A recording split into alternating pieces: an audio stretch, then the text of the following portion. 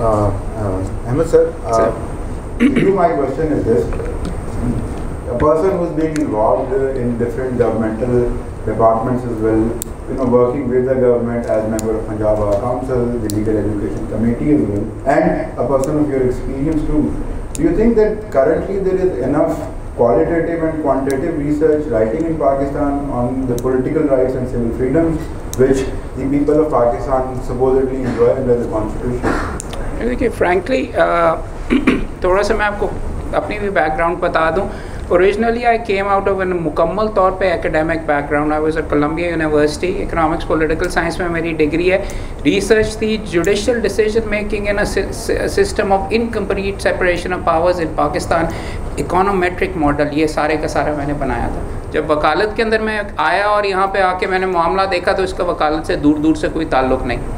पाकिस्तान के अंदर आप रिसर्च की क्या बात कर रहे हैं, रिसर्च होती ही नहीं है. ना कानून वगैरह करने के लिए, शायद NGOs वगैरह अपना किताबचा छापने के लिए एंड में हो, कानून बनाने के लिए कोई रिसर्च नहीं होती. पाकिस्तान के अंदर तो कानून, I will give you an example किस तरह बनता है. CPC 1908 का कानून है. KPK के अंदर हम बीच में बैठे हुए हैं. उसके अंदर लगता है किसी बर्गर या किसी मेरे ख्याल में बंदे ने जिसने सिविल कोर्ट में प्रैक्टिस नहीं की हुई, उसने कहा यार बैंकिंग की वो प्रैक्टिस करता था. उसने कहा बैंकिंग का वहाँ पे जल्दी मुकदमे होते हैं तो सारे के सारे बैंकिंग लीव वाली चीज़ अगर करके KPK के अंदर वो सिविल CPC अमेंडमेंट में डाल दें.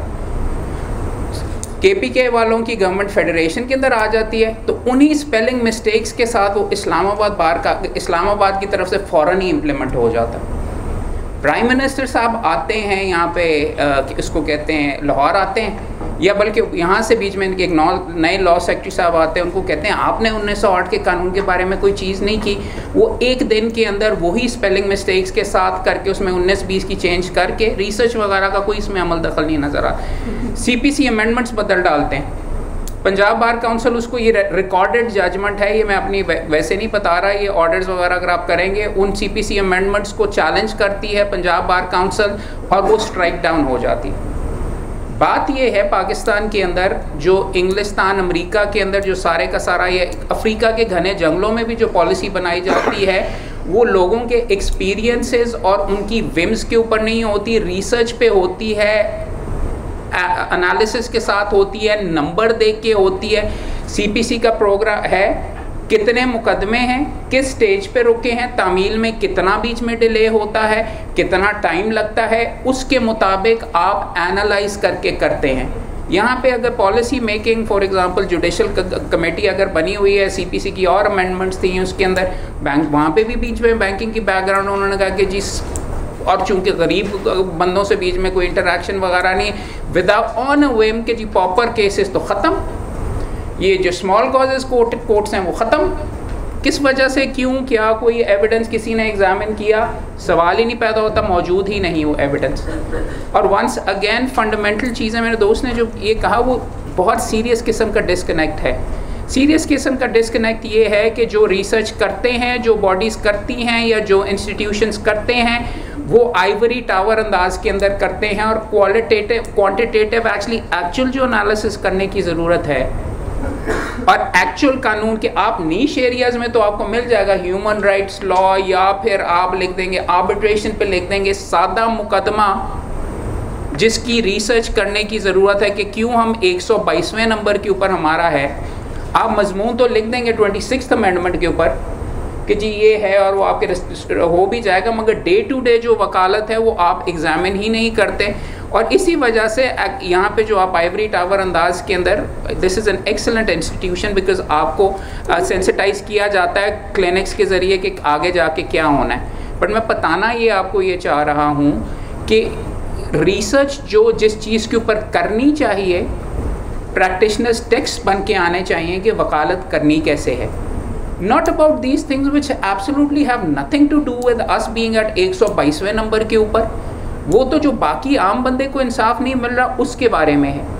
आपकी कंसर्न्स भी आपने जब थीसिस यहाँ पे लिखने होंगे because you are asking me about fundamental rights और ये चीज़ें वगैरह, एक हद तक इशू तो फंडामेंटल ये है, एनालाइज ये करने की ज़रूरत है हमारा सिस्टम क्यों टूटा हुआ है. उसको नंबर्स के बेसिस पे आप जाके हाई कोर्ट से पेंडिंग रिट पिटिशंस के नंबर तो लेके दिखाइए. I wanted to write a paper, I asked them, वो कहते हैं आप क्यों मांगते हैं हमारे से. हम तो आपको नहीं बताएंगे। उनका ख्याल ये होता है कि ये मटेरियल्स वगैरह you will not have the ability to get the basic information from any जगह से।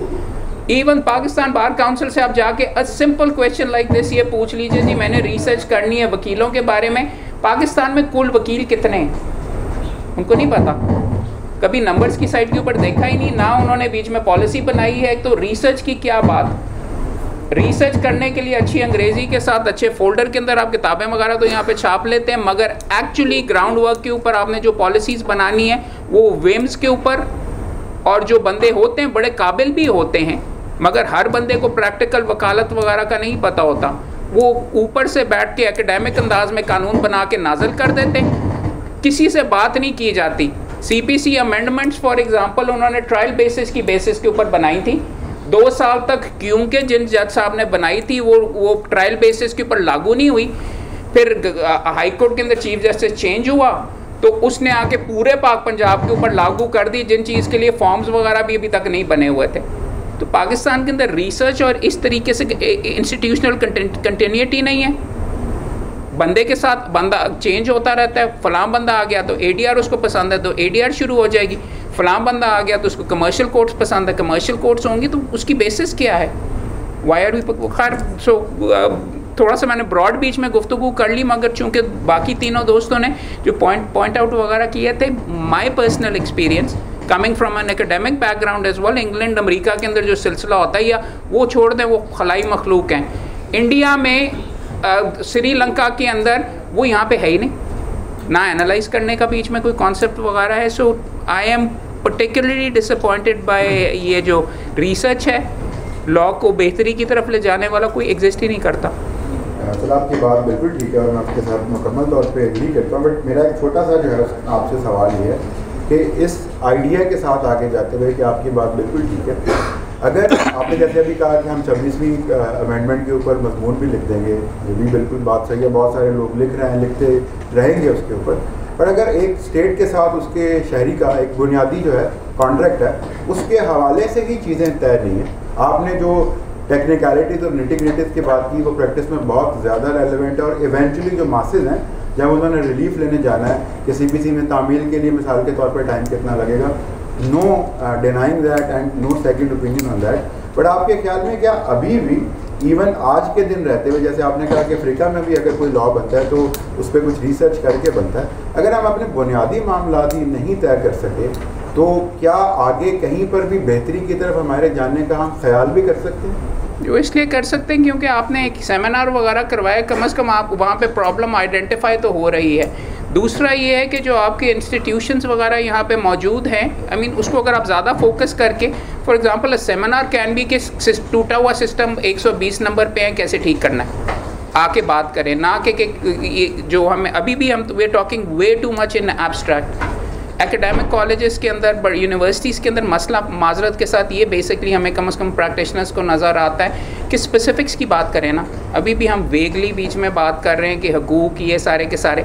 बेहतरी इसी तरीके से आएगी, आप अपना काम करें, हम बार काउंसिल के अंदर कोशिश कर रहे हैं, वहाँ पे हम करने के आपसे बल्कि कोलैबोरेट करने की ज़रूरत है।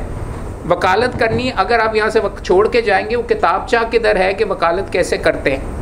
हमने बार वोकेशनल कोर्स शुरू किया है, सुप्रीम कोर्ट के ऑर्डर के तहत वीडियोस वगैरह भी बना रहे हैं, मगर मैं बैठ के किताबें नहीं लिख सकता। That is where you guys come in, that is where these institutions come in, कि you are suppose to, I understand कि आपका एकेडमिक बेंट ऑफ माइंड है, हमारे साथ कोलैबोरेट करके, बार काउंसिल के साथ करके, लीगल एजुकेशन कमेटी के साथ हम MOUs करना चाह रहे हैं, आपके साथ भी करना चाह रहे हैं, कनेट के साथ और लम्स के साथ, जहाँ पे पढ़ाई लिखाई का थोड़ा बहुत रुझान है और अच्छा खासा रुझान है, उनके साथ मिलके के किताबचे तैयार करें हर फील्ड के बारे में, बहुत बेसिक चीज़ों पे। फ्रीक्वेंटली आस्क्ड क्वेश्चंस, आपके साथ कोई नाइंसाफ़ी हो गई तो उसके लिए आपकी दादरसी के लिए क्या तरीका होना चाहिए, this is how we do it. So I mean this is a very good first step that we are all here and we are interacting on this as well.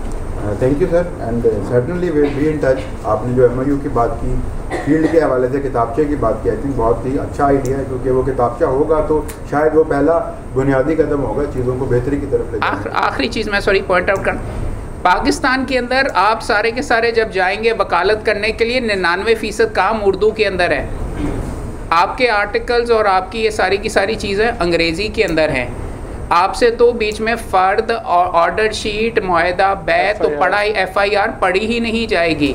ये चीज़ जो गुफ्तगू वगैरह है, it's very good that we doing this in English और वगैरह for a particular audience, but that audience is probably 0.5% in the entire country. The problem, part of the problem is the fact that I am speaking in English here.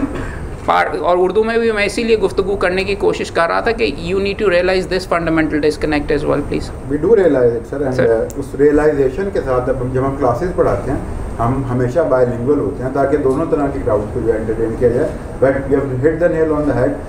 We agree कि ये लोग जाएंगे तो उनको उर्दू में वो बात करनी पड़ेगी, उर्दू पढ़ना समझना वो सब कुछ आना चाहिए, at least for a certain kind of a practice. Now coming back to a very elaborate answers, Sebam, Ahmed Saab, furthering this, you are the head of the education committee, और अगर मैं गलत नहीं हूँ तो पिछले 1-2 साल में आई थिंक एक तब्दीली आपने यहाँ पर यूनिवर्सिटी ऑफ लंदन के बहुत सारे स्टूडेंट बैठे हैं, एक तब्दीली ये भी हुई कि जो यूनिवर्सिटी ऑफ लंदन का डिस्टेंस लर्निंग प्रोग्राम है, इंटरनेशनल प्रोग्राम है, कि वो उनको लाइसेंस तब मिलेगा जब वो किसी इंस्टीट्यूशन के साथ अटैच होंगे, नो ऑब्जेक्शन सर्टिफिकेट होगा। आपने सर जब ये तब्दीली की, एक तो मैं उस सोच को जानना चाह रहा हूँ उसके पीछे क्या था, क्या कोई एम्पेरिकल रिसर्च जिस तरह अभी सेबम ने बात की कि data driven research for example, it's either an empirical research और डॉक्ट्राइनल मेथोडोलॉजी या ब्लैक लेटर मेथोडोलॉजी है, किसी आइडिया के ऊपर आपने कहा कि यार ये वाली चीज़ इस तरीके से बेहतर हो सकती है, तो उसके पीछे सर थिंकिंग और वो प्रोसेस के बारे में बताइएगा कि how much the whole idea was informed by research. आपने शायद रिसर्च नहीं की, पाकिस्तान बार काउंसिल ने किया, मैंने नहीं किया, मैं पंजाब बार काउंसिल हूँ। अब देखिए वहाँ पे भी प्रॉबली नहीं होगा, एज आई एम सेइंग, उनको तो ये भी नहीं पता कि मुकम्मल तौर के ऊपर पाकिस्तान के अंदर वकील कितने, मगर देयर हार्ट और and their mind is in the right place, because देखने में ये नज़र आया है और एक्सपीरियंस बेशुमार ये हुआ है कि घर बैठे ही एक्सटर्नल प्रोग्राम हो रहा है, और जो ख़राबियाँ आपको लोकल LLB के अंदर नज़र आ रही थी वो एम्पलीफाई हो के यहाँ पे एक्सटर्नल प्रोग्राम के अंदर भी घर बैठे बैरिस्टर्स भी बन रहे हैं, घर बैठे इसको कहते हैं ओपन बुक वाला जो सिलसिला वगैरह था उसमें भी काफ़ी 2 नंबरी वगैरह नज़र होती हुई आई, और करने की भी ये ज़रूरत है कि कम अज़ कम और मैंने चूँकि उनसे डिस्कस किया हुआ है, I can probably speak for them as well, उनके जहन के अंदर ये था कि college experience is important as well for you to become a lawyer. सिर्फ घर बैठ के आपने एक इम्तिहान नहीं पास करना, आपने बात करनी है, आपने इंटरैक्ट करना है, बिकॉज ये वकालत के लवाजमात हैं। जब आप वकालत में आएंगे, the problem you guys face right now, you don't think like a lawyer, you don't write like a lawyer, you don't act like a lawyer, तो आपके पास कोई जादू ही कोई छड़ी है कि जैसे ही लाइसेंस मिला तो फट बोलना भी शुरू कर देंगे, लिखना भी शुरू कर देंगे, ये करके। तो this is the first step towards that. Pakistan के अंदर तो अनफॉर्चुनेटली यहाँ पर गोस्ट लॉ कॉलेजेस भी मौजूद हैं who are making a comeback, because bar council में अब अगले साल इलेक्शन होने, तो पहले जो भूत वाले कॉलेजेस थे वो पहले नज़र नहीं आते थे, बिल्डिंग्स भी नहीं थी, अब लोगों को नज़र भी आने शुरू हो जाएंगे और उनको दोबारा वापस लेके आ जाएंगे। There is a flood of fake degree buyers coming into this profession which is in the process of destroying this profession. The numbers are jaw dropping.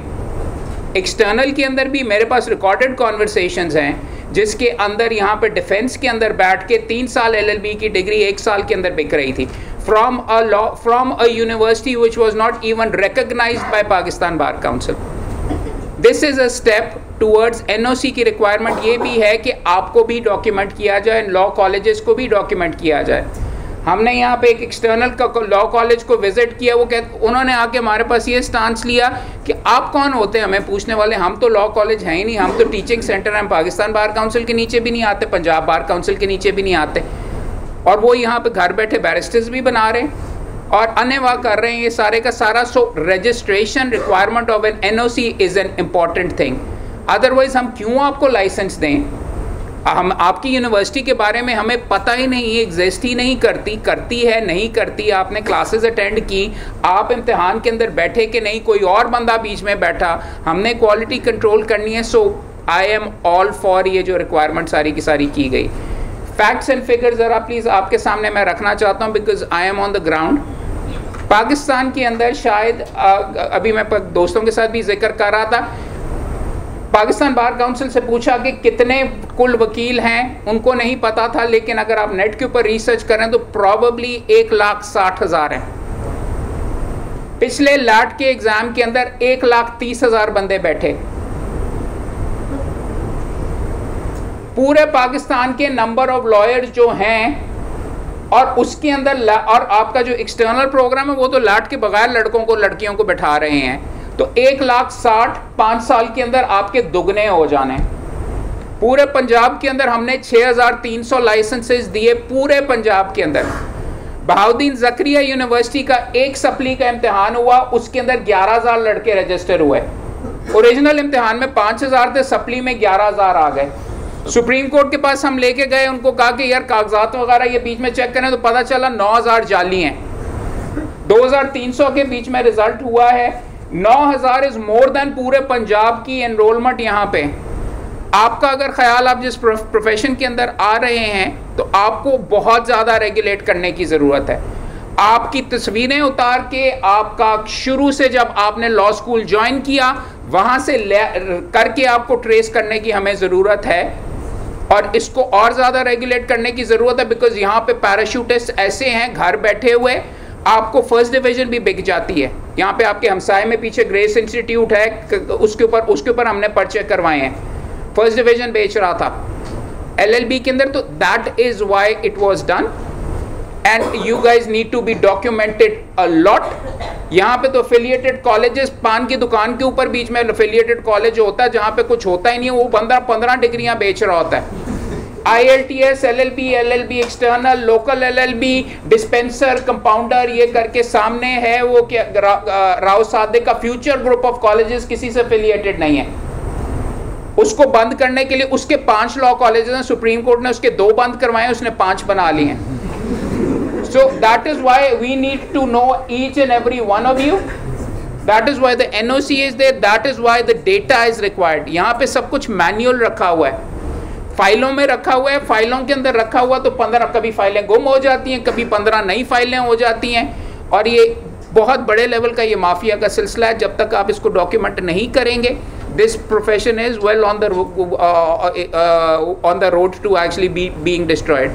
आपको बता रहा हूँ, अगले साल के अंदर आखिरी खबर ये है, 6,300 इस साल दिए थे, 2 साल के बाद पूरे पंजाब में, अब 2 साल के बाद 25,000 आएंगे, जिसमें से 16 से 18,000 की डिग्रियां जाली होंगी, खरीदी होंगी, लॉ कॉलेज में नहीं पढ़ा होगा उन्होंने।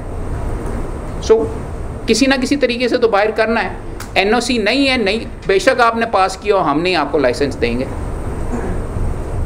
Absolutely sir, fair enough. वैसे साहब दुखती रख आखिर में सर इस एक सवाल अभी वो नहीं करता, तो आखिर में सेशन के एंड में, लेकिन मलिक साहब जो कह रहे हैं कयूम साहब, लेकिन उसमें एक बड़ा कैच भी है कि आप ठीक है 10,000 जाली हैं, लेकिन वो लिटिगेशन में पहले दिन ही फेल हो जाते हैं। सो वो एक डिफरेंट चैप्टर है। आप लोग जिस तरह यहाँ पढ़ रहे हो, सेमिनार्स में बैठ रहे हो, जिस तरह बेहतर तरीके से आपको लेके जाया जा रहा है, आपके लिए कोई मसला नहीं है। आप पहले दिन ही बिल्कुल अपने ट्रैक पे हो गए। 10,000 क्या 15,000 आ जाए, दिस इज डिफरेंट। वो इनका काम है, लेकिन इनका काम है नहीं, आपका काम है। You represent actually Punjab University as well. एक चीज़ मैं आपके सामने बता दूं, ये इस प्रोफेशन के अंदर किसी ने अगर डिग्री खरीदी हुई है और हम उसको लाइसेंस दें या उसको लॉ कॉलेज के पास भी आने करें, मेरी तरफ से उसको जूते मार के बाहर फेंकना चाहिए। It is unacceptable for me to actually basically summon to say कि जी वो अगर कर लेते हैं, क्यों खरीदे कोई? वो बंदा जाके बेवाओं के से कागज के ऊपर अंगूठे लगा के अपने बीवी के नाम के ऊपर ट्रांसफर कर देता है। वो आके वकीलों को, और ऐसे वकीलों को ही गोलियां लगती हैं, जाली पर्चे करते हैं, लोगों को ब्लैकमेल करते हैं, उठाते हैं। Completely unacceptable. This profession is for the most moral people. कायदे आजम का ये प्रोफेशन है, तो ये बीच में कह देना कि जी उससे कोई फर्क वगैरह नहीं पड़ता, माजरत के साथ इसको कहते हैं। अब थोड़ा सा आपकी इजाज़त से मैं थोड़ा सा सच भी बोल दूंगा यहाँ पे। पंजाब यूनिवर्सिटी के 2018 के अंदर जब सुप्रीम कोर्ट ने एग्जामिन किए सारे लॉ कॉलेजेस को, 38 लॉ कॉलेजेस थे अफिलिएटेड, उनको बंद करने के लिए कहा गया। उनमें से 32 बंद करने के लिए, 28 बंद करने के लिए उन्होंने कहा ये सब स्टैंडर्ड है, बंद करो। और उसके अंदर से 4 या 5 को कहा कि अपना स्टैंडर्ड इंप्रूव करें। आज पंजाब यूनिवर्सिटी के 93 हैं, 9300। पिछले पूरे पंजाब के अंदर हमने 6300 लाइसेंस दिए हैं। 100 लीगल स्टूडेंट भी कर लें तो 9300 पंजाब यूनिवर्सिटी से आ रहे हैं, जिनमें जेन्युइन कॉलेज, और जिनको डिसएफिलिएट करने के लिए 28 को कहा था सारे रीएफिलिएट हो गए हैं। सो लेट्स यहाँ पे आपके सामने, दोस्तों के सामने बैठे हुए, let's be clear about this as well, because यहाँ पे ये बात कहनी बहुत ज़रूरी है।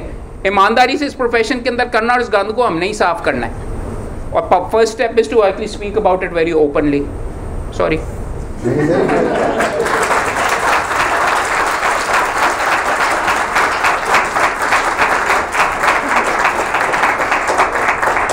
Absolutely no need to be sorry, but एक मेरा सप्लीमेंट्री सवाल सर, सप्लीमेंट्री सवाल ये है sir, who is regulating the regulator? मतलब मिसाल के तौर पे मैं एकेडेमिया से रिलेटेड हूँ, मेरे बहुत सारे दोस्त भाई, एक्चुअली मेरी पहली दफ़ा आपसे मुलाकात जो है वो पंजाब बार काउंसिल के इलेक्शन के हवाले से, उससे पहले जो है आप भी जानते हैं अली भाई को, उनके घर पे जो है आपसे मुलाकात हुई थी, और उस वहाँ पर भी मैंने आपके उन्होंने बहुत अच्छी बात सुनी। बट मैं एक जनरल बात कर रहा हूँ कि यही वकील जो आपने बताया कि जाली वकील हैं, 2 नंबर डिग्रियां लेके आते हैं, मैं आपसे भी ज़्यादा इसके खिलाफ हूँ।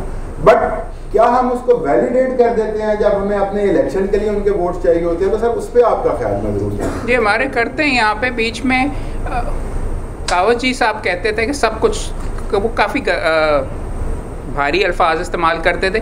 प्रॉब्लम ही ये है कि बहुत पॉलिटिकली ड्रिवन है यहाँ पे सिलसिला। आपको मेंबर बार काउंसिल आपका वहाँ पे इंटरव्यू वगैरह भी नहीं करता, आपके घर आके आपको लाइसेंस देता है, आपकी डिग्री असली है नकली है, वेरिफिकेशन करने की भी कोई ज़रूरत नहीं। मैं चूँकि ये सारी की सारी फाइल्स देखता हूँ। A lot of the problem with all of this is well, चूँकि आगे पंजाब बार काउंसिल का इलेक्शन आ रहा है, अगर आप नॉन प्रोफेशनल बंदों को और सियासी बंदों को वहाँ पर भेजते जाएंगे तो उनको तो अपना वोट ही चाहिए।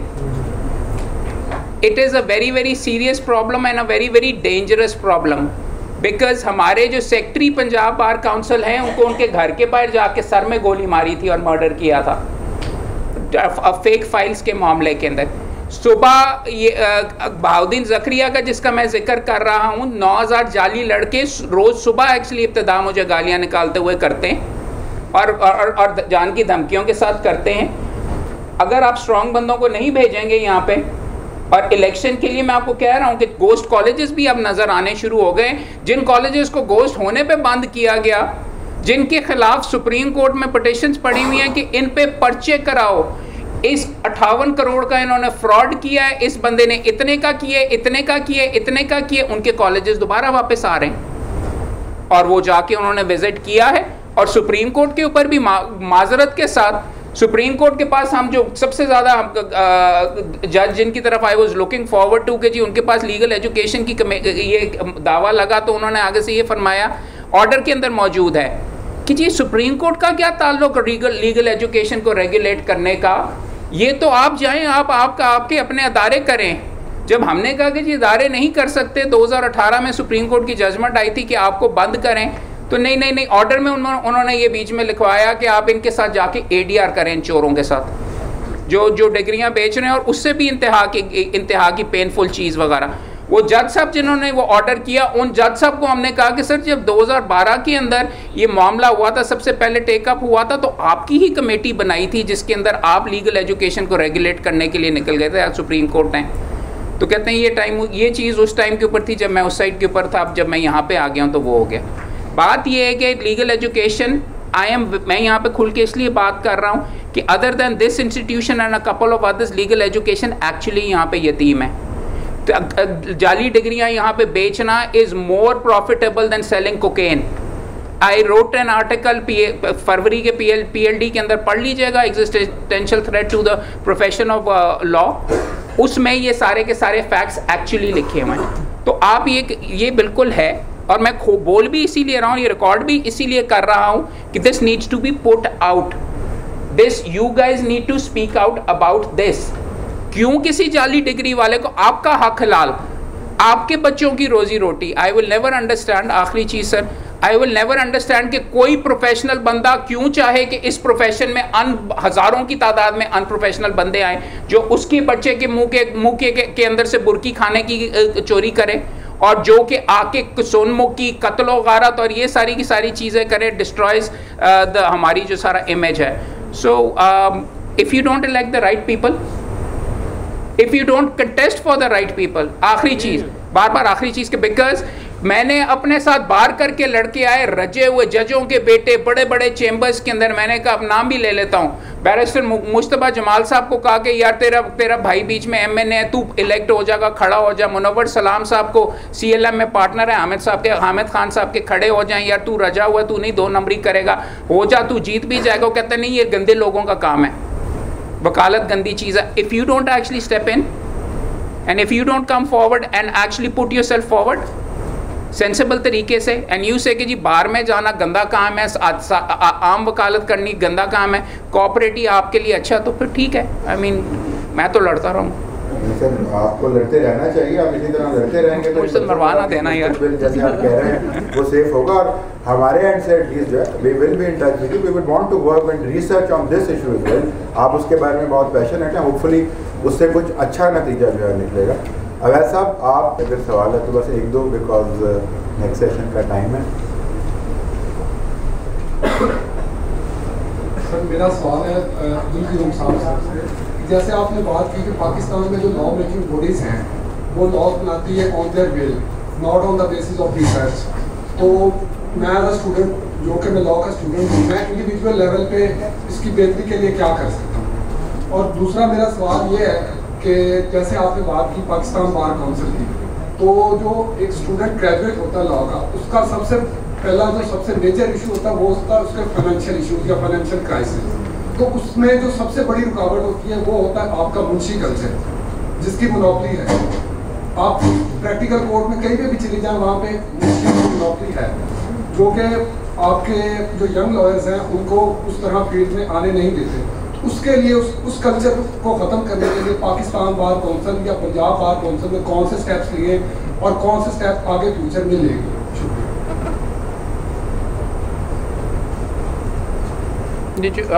चल यहाँ से कर लेता है यार। एज रिगार्ड्स मुंशी कल्चर जो आप कह रहे हैं, not so at all. Munshi अगर आप प्रैक्टिकली नीचे मार्केट के अंदर आप जाके बीच में देखें, अब तो लड़कों ने ये शुरू कर लिया 5 या 8 लड़के इकट्ठे होके, कोई मुंशी की भी नहीं ज़रूरत, और वो लाइसेंस हासिल करने से पहले ही हिमायत इस्लाम लॉ कॉलेज के एक लड़के से मैं बात कर रहा था, 4th ईयर के 60% वकालत ऑलरेडी कर रहे हैं, मुंशी शुंशी की नहीं ज़रूरत। और 1-2 को हमने पर्चे भी उनके ऊपर करवाए हैं। उन्होंने अपने एक सीनियर वकील साहब का नाम इस्तेमाल करते हैं, वकालतनामे पे करते हैं, बहस भी लड़के ही कर रहे होते हैं। नए यंगस्टर्स वगैरह के लिए आप जो मेरे से ये बात कर रहे हो, आई थिंक जो आपके टॉप के लड़के होते हैं उनको इनकरेज वगैरह करने के लिए वजीफ़े वगैरह होने चाहिए। लॉलीपॉप देने के लिए मैं आपके सामने ये कह सकता हूँ कि आप सारों के लिए वजीफ़ा हो सकते हैं, लेकिन look at the numbers that I shared with you. मेरे नज़दीक इस प्रोफेशन के अंदर एंट्री को जैसे चार्टर्ड अकाउंटेंट्स का होता है, you have to cap, you have to say कि इस साल हमने 6000 लाइसेंस देना है, लॉग एड में मुकाबला करो, टॉप के जितने 6000 हैं सिर्फ उनको लाइसेंस मिलेगा, बाकी थैंक यू वेरी मच, आगे जाएं। You can't have it in this particular profession. Medical के अंदर अगर वो रेगुलेट कर रहे हैं, लॉ कॉलेजेस भी उनके कंट्रोल अगर हो रहे हैं, चार्टर्ड अकाउंटेंसी में हो रहे हैं, तो ये तो इंसाफ की फरामी के अंदर तो नहीं आप बेच सकते। प्रॉब्लम है जो मैंने आपके सामने नंबर्स वगैरह रखे, it is not practically feasible at all कि आपको फाइनेंसिंग वगैरह दे। काबिल वाले लड़कों को अच्छी, और I am not even my self clear कि हमें बीच में फाइनेंशियली आपको सपोर्ट करना भी चाहिए कि नहीं। आपको भी ये बात कड़वी लगेगी, आपको ट्रेनिंग देना हमारी ऑब्लिगेशन है। It is a competitive profession. मैंने अगर आप यहाँ पे वजीफ़ा लगा लिया तो मैं आपको बता रहा हूँ कि मेम्बरान ने अपने 400 लाइसेंसेस और बनवाने, और बंदे भी नहीं एग्जिस्ट कर रहे होंगे, और वो लाइसेंस के ऊपर जी हर साल हर महीने 15,000 रुपए लेने के लिए आएंगे। पैसे funding for bar council comes from the subscription given by lawyers, जो कि उनकी बेवाओं का हक है, जो उनकी बीमारी के लिए हक है उसके लिए we are not in a position to go and do. और दूसरा इवन अदरवाइज अगर आपको फाइनेंस का इशू है, पैसे बनाने के लिए प्रोफेशन माजरत वैसे भी नहीं है, जस्टिस के लिए आप आ रहे हैं, we are not here to ये सेल करने के लिए। अच्छा अगर कॉम्पिटेंट वकील हो गए तो बहुत बीच में कमाई है, 2 नंबरी करने वाले भी कमाई कर रहे होते हैं लेकिन एंड में उनको गोली लगती है, या उनका लाइसेंस हम कैंसिल कर रहे होते हैं, कतार में लगे होते हैं माफ़ी मांगने के लिए। So there are serious problems.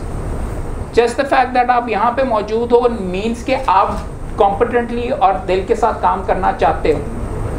आप आओ, अच्छे चेंबर के अंदर आओ, बार काउंसिल के अंदर हमने पूरा तरीका आपकी जॉब प्लेसमेंट वगैरह का रखा हुआ है, अच्छे चेंबर में करेंगे, आगे आपकी काबिलियत, काम करोगे अच्छा तो तुम्हें तुम्हारा बॉस भी पैसे देगा, कहेगा कि यार वो किधर है लड़का, काम नहीं करोगे तो पूरा समुंदर आ रहा है आपको। मैं कह रहा हूँ 6300 की जगह 4 गुना होने लगा आगे, तो you are going to find it much much much tougher. Bar council उसको कैप करने की कोशिश कर रही है, और मैं the one thing I can contribute है सुबह दोपहर शाम आपके लिए बार वोकेशनल कोर्स, कि ईमानदारी से 2 साल पहले 2 साल में आपने कमाना कैसे है वो मैं आपको सिखा दूंगा। आगे आपकी किस्मत, आपकी काबिलियत वगैरह, उससे बियॉन्ड हमारी कोई ऑब्लिगेशन नहीं है माजरत के साथ। You might not like it but at least मेरे ख्याल जहन में ये